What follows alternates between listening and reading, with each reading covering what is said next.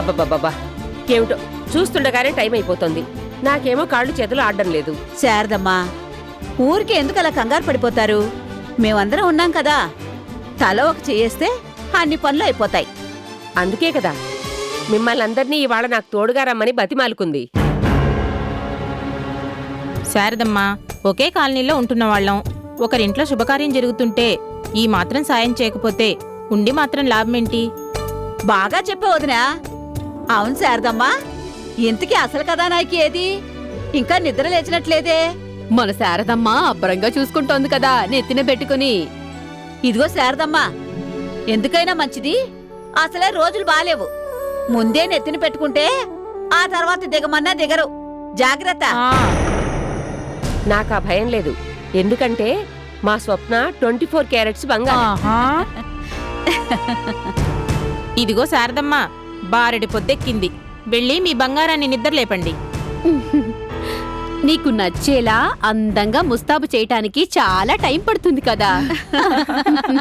బాగా చెప్పే వదినా. అదిగో నేనేం లేపక్కర్లేదు. మా బంగారం తనే లేచిచ్చింది. రామ్మారా.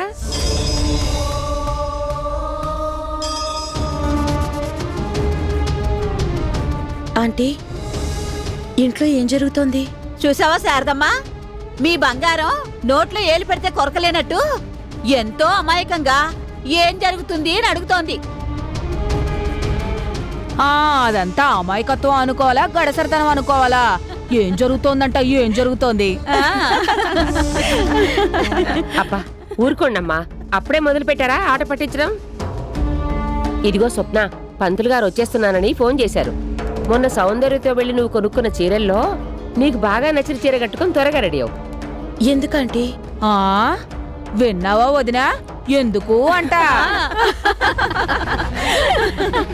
స్వప్న, వాళ్ళ మాటలకేం గాని ముందు నువ్వు వెళ్ళి రెడీ అవు. ఇదిగో శారదమ్మా, ఓసారి లేరా. వస్తున్నా. ఆంటీ, ఏంటమ్మా?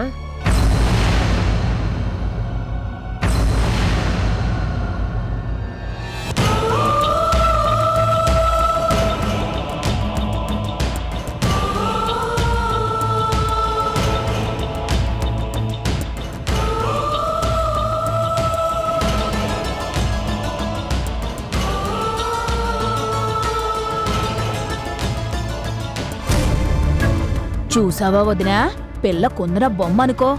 అందుకే కదా కళ్యాణ్ బాబు పట్టుపట్టి మరీ పెళ్లి చేసుకుంటోంది. అవునా?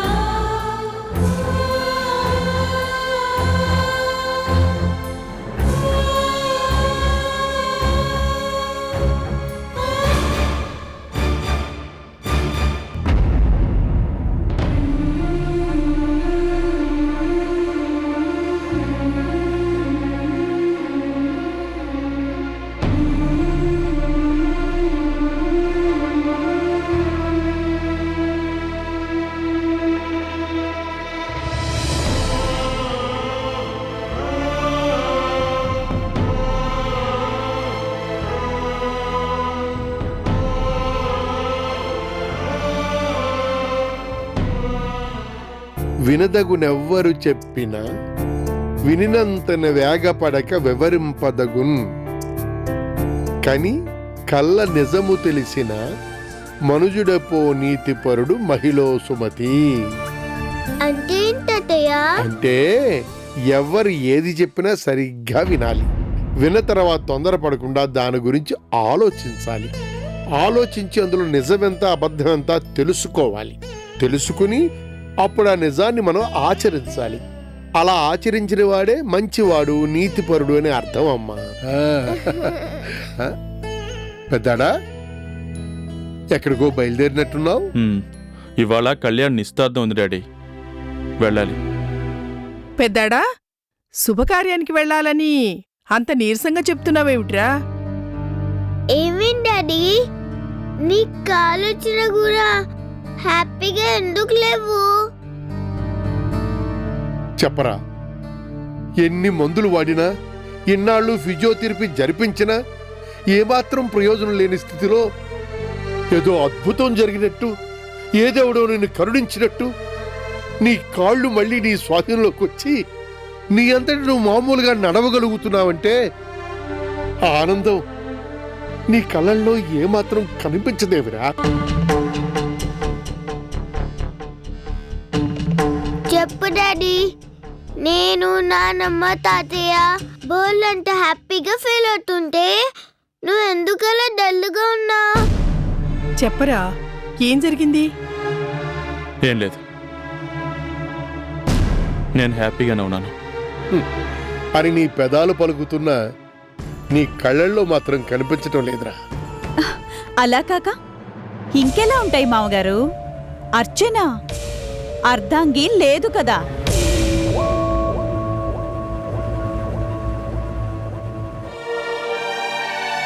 అందుకే పాపం బావగారి కళ్ళల్లో తనకి కాళ్ళొచ్చాయనే ఆనందమే కనిపించడం లేదు.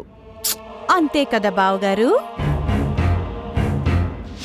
ఏంటో ఇప్పుడు గాని అర్చనుంటే ఈ ఇల్లు ఎంతగా కళకళ్లాడేదో. పండగ వాతావరణం కనిపించేదేమో. సంక్రాంతికి ఇంటి ముందు స్వాగతం చెబుతూ రథముగ్గు వేస్తామే, అలాగా బావగారి కోసం రంగురంగుల రంగవల్లులు దిద్దేది, గుమ్మాలకి మావిడాకుల తోరణాలు కట్టేది, ఇంత లావు బంతిపూలని పేర్చి మెయిన్ డోర్ ముందు వెల్కమ్ అనే అక్షరాలు దిద్దేది, జీడిపప్పులు, బాదం, కిస్మిస్లు అన్నీ వేసి అందరికీ తీయటి పాయసం చేసి పెట్టేది. ఏం చేస్తాం, బ్యాడ్ లక్. ఉన్నన్నాళ్ళు బావగారికి కాళ్ళు రావాలి అని పరితపించిపోయింది. తీరా కాళ్ళొచ్చేసరికి తనే లేకుండా ఎక్కడికో వెళ్ళిపోయింది. ఎక్కడుందో ఏం చేస్తుందో. బావగారికి కాళ్ళొచ్చిన శుభవార్తని ఎప్పటికి తెలుసుకుంటుందో. దేనికైనా ఉండాలి మరి. తప్పుగా అనుకోకండి అత్తగారు, నేను బావగారి ఫేస్ రీడింగ్ చూసి చెప్పానంతే.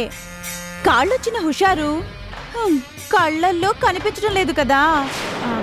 ఏం బావగారు, కొంపతీసి జరగరానిదేదైనా జరగలేదు కదా?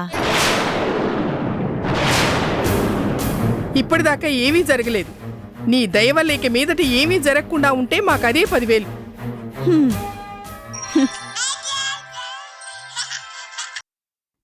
చెప్పండి ఆంటీ. ఏంటి చెప్పేది? ఇవాళ కళ్యాణ్కి స్వప్నకి నిశ్చితార్థం. మర్చిపోయావా? నేనెలా మర్చిపోతాను? అరేంజ్ చేసింది నేనే కదా. మరి ఇంకా రాలేదేంటి? స్వప్నని ఎవరు తయారు చేస్తారు? వస్తున్నాను. ఇదిగో నేను బయలుదేరబోతుంటే మీరు ఫోన్ చేశారు. త్వరగా రామ్మా. ఇంట్లో ఎంతమంది ఉన్నా నువ్వొస్తేనే నాకు ధైర్యంగా అనిపించేది. అయ్యో, నాకు తెలీదా? 10 నిమిషాల్లో మీ ముందుంటాను. ఓకే? ఓకే అమ్మా. స్వప్న తరఫున స్నేహితురాలివైనా ఆత్మీయురాలివైనా అన్నీ నువ్వే దగ్గరుండి అన్నీ జరిపించాలి. అంతకంటేనా? అదే కదా నేను కోరుకునేది.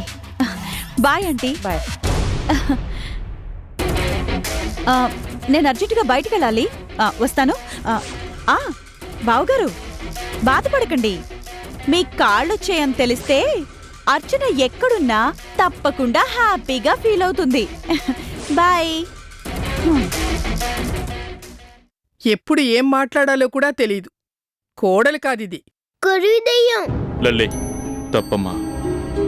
అమ్మా, వెళ్ళొస్తాను. పెద్దాడా, వేగర వెళ్ళి జాగ్రత్తగా వచ్చేసాయి. అలాగే నాన్న. తాతయ్య, నిశ్చితార్థం అంటే ఏంటి? అంటే నువ్వు నేను పెళ్లి చేసుకుందామని ఒప్పందం అన్నమాట. ఓహో, అంటే వాళ్ళ కళ్యాణ్ అంకుల్కి తన కాపై పారే స్వప్నకి నిశ్చితార్థం అంటే పెళ్లి అగ్రిమెంట్ అన్నమాట.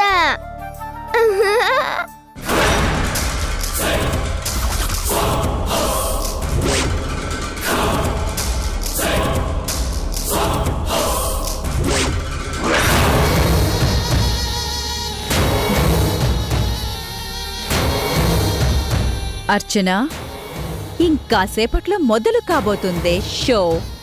నీ బతుకుని బుగ్గిపాలు చేసే కలర్ఫుల్ షో. ఆపద అడుగు పెడుతోందే.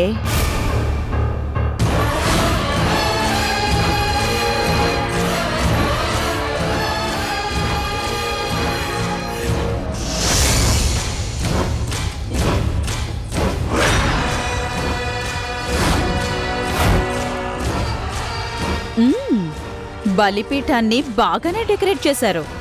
ఇంతకీ గొర్రెపిల్ల ఎక్కడుందబ్బా? ఏంటి ఇంకా పూర్తి కాలేదా? త్వరగా కానివ్వండమ్మా. అయిపోతుంది వదినా. అమ్మయ్యా, వచ్చావా? ఇంత లేట్ అయిందేంటి? సారీ ఆంటీ, కొంచెం లేట్ అయింది. ఏర్పాట్లన్నీ పూర్తయినట్టున్నాయే. అదేదో సామెత చెప్పినట్టు అన్నీ పూర్తయ్యాయి. అసలు పనే ఇంకా మొదలు పెట్టలేదు. అసలు పనా అంటే? అయ్యో, అదేనమ్మా, స్వప్నని ముస్తాబు చేయటం. వెళ్ళమ్మా, వెళ్ళి నీ ఫ్రెండ్ని రెడీ చెయ్యి. ముహూర్తానికి టైం అయిపోతుంది. ఆంటీ, టెన్షన్ పడకండి, నేనొచ్చేసాను కదా. అరగంటలో మీ కాబోయే కోడల్ని అపరంజి బొమ్మలా తయారు చేస్తాను.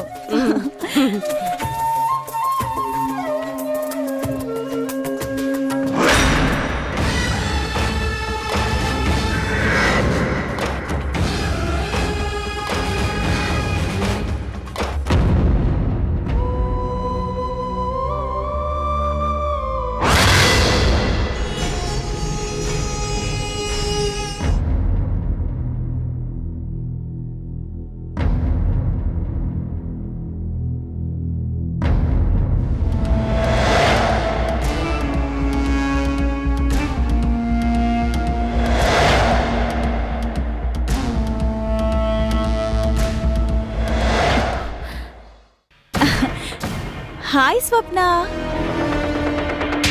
ఏంటే ఇంకా రెడీ కాలేదు? మీ ఆంటీ ఎంత టెన్షన్ పడుతుందో తెలుసా? సౌందర్య, అసలేం జరుగుతోంది? అందరూ నన్ను రెడీ అవ్వమంటున్నారు ఎందుకు? ఎందుకో చెప్తాను కానీ, ఇవాళ నువ్వు ఏ చీర కట్టుకుంటే బాగుంటుంది?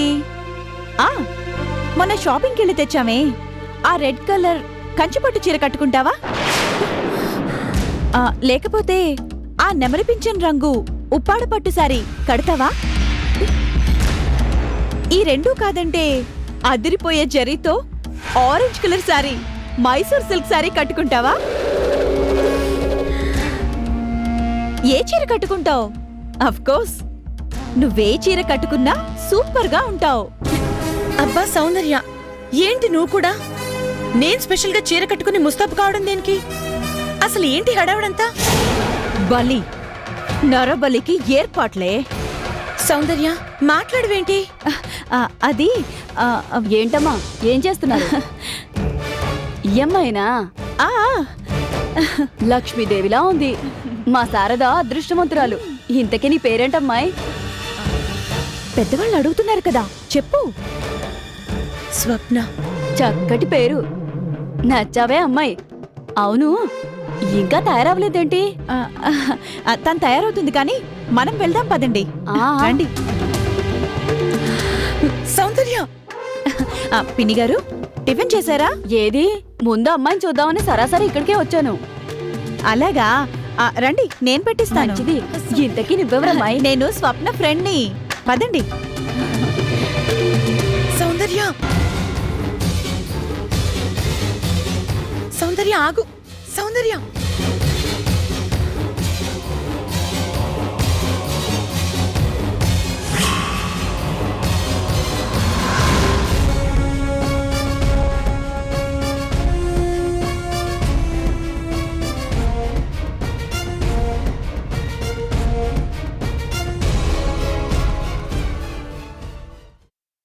నమస్తే అండి. నమస్తే. నమస్కారం అండి. ఏంటండి స్వప్న తరఫున నిశ్చయ తాంబూలాలు తీసుకోవాల్సింది మీరే అని చెప్పాను కదా.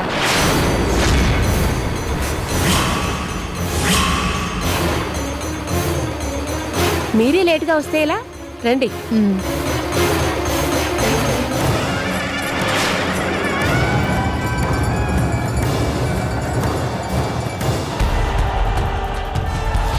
సౌందర్య సౌందర్య సౌందర్య ఇలా రా.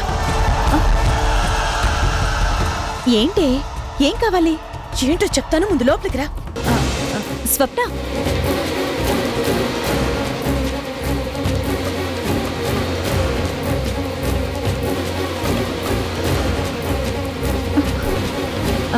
స్వప్న, స్వప్న,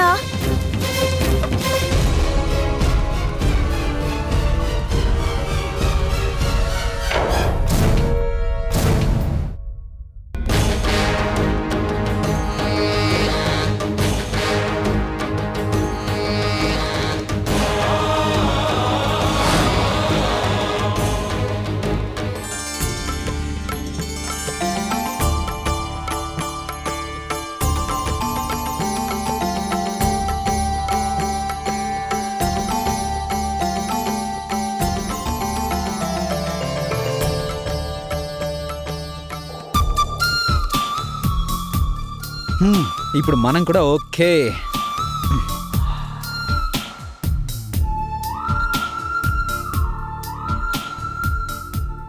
హాయ్ రామ్, రా రా రా. హాయ్ కళ్యాణ్. అప్పుడే పెళ్ళికొడుకు కళ వచ్చేసింది. బాగున్నావా బాబు? బాగున్నానంటీ. శారదమ్మా, ఆ, పంతులు గారు పిలుస్తున్నారు. వస్తున్నా. ఒక్క క్షణం కూర్చో బాబు. మీరు కానివ్వండి. ఆ పళ్ళెలా ఇవ్వమ్మా. పంతులు గారు పిలిచారట. అమ్మా, కార్యక్రమం మొదలు పెట్టొచ్చా? ఒక్క 5 నిమిషాలు, అమ్మాయి రెడీ అవుతోంది. త్వరగా రమ్మనండి అమ్మా, ముహూర్తానికి టైం అవుతుంది. అలాగే. శారదమ్మా, ఇవిగో అక్షింతలు. నాకిస్తారేంటమ్మా? పంతులు గారికి ఇవ్వండి. ఇదిగోండి. ఆ, మొత్తానికి అనుకున్నది సాధించావు. కంగ్రాట్స్. థ్యాంక్స్ రామ్. ఈ రోజు కోసం ఎన్నాళ్ళుగా ఎదురు చూశాను, మాటల్లో చెప్పలేను. ఇంకొద్దిసేపట్లో స్వప్నకి నాకు నిశ్చితార్థం జరగబోతుందని ఊహించుకుంటేనే గాల్లో తేలిపోతున్నట్టుగా ఉంది. రా కూర్చో. ఛ! ఒళ్ళు మండిపోతోంది. నా స్నేహితురాలు వయ్యుండి నువ్వు ఇలాంటి పని చేస్తావని నేను కళ్ళు కూడా అనుకోలేదు. స్వప్న, నేనేం చేసినా నీ మంచి కోసమే చేస్తున్నాను. మంచి నాకు కూడా తెలియకుండా నా నిశ్చితార్థం ఏర్పాటు చేయటం మంచి పనా? ఈ పెళ్లి నాకిష్టం లేదని నీతో చెప్పాను కదా. అయినా కూడా ఇలా చేసావంటే నిన్ను. నోటికొచ్చినట్టు తిట్టాలనిపిస్తే తిట్టు, కొట్టాలనిపిస్తే కొట్టు. అవునే, నీ ఫ్రెండ్ని కాబట్టే, నీ క్షేమాన్ని కోరుకునేదాన్ని కాబట్టే, నువ్వు సుఖంగా ఉండాలనే ఇదంతా చేశాను. నువ్వు విన్నాయినా చెప్పు. ఈ పెళ్లి నాకిష్టం లేదు, ఇష్టం లేదు, ఇష్టం లేదు. సరే, అలాగే అయితే ఇంకా మన మధ్య డిస్కషన్ ఎందుకు? పద, కిందకి వెళ్ళి అందరి ముందు చెప్పేసేయ్.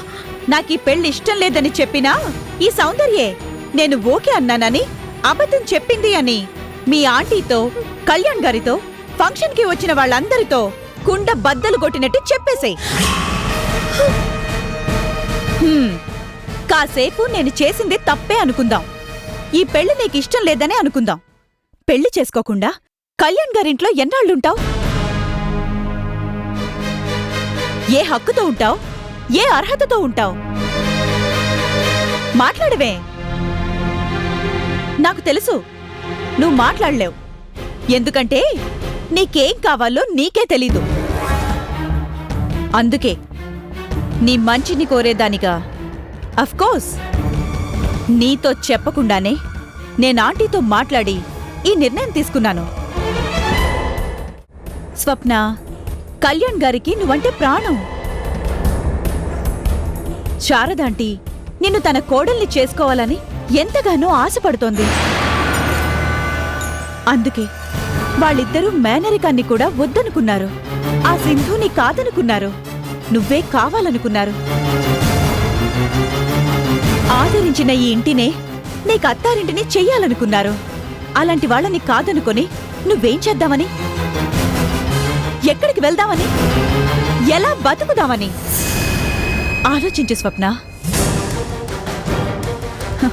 నీకు నీ గతం గురించి తెలీదని చాలా తెలివిగా ఒక లోఫర్గాడు నేనే నీ ప్రియుణ్ణి అంటూ నీకు గాలం వేయబోయాడు. ఇంకో రాస్కల్ నేనే నీ మొగుణ్ణి అంటూ ఏకంగా నీ చేతుల్నే పట్టుకున్నాడు. అలాంటి క్రూర మృగాలు సంచరించే ఈ కారడవి లాంటి సమాజంలో ఒంటరిగా నువ్వు ఎలా బతుకుతావు? ఏం చేద్దామని? సౌందర్య, భయం వేస్తోంది కదూ? ఊహించుకుంటేనే వెన్నులోంచి వణుకు పుడుతోంది కదూ? రియాలిటీ ఇలాగే ఉంటుంది. ఇంతకన్నా ఎన్నో రెట్లు భయంకరంగా ఉంటుంది.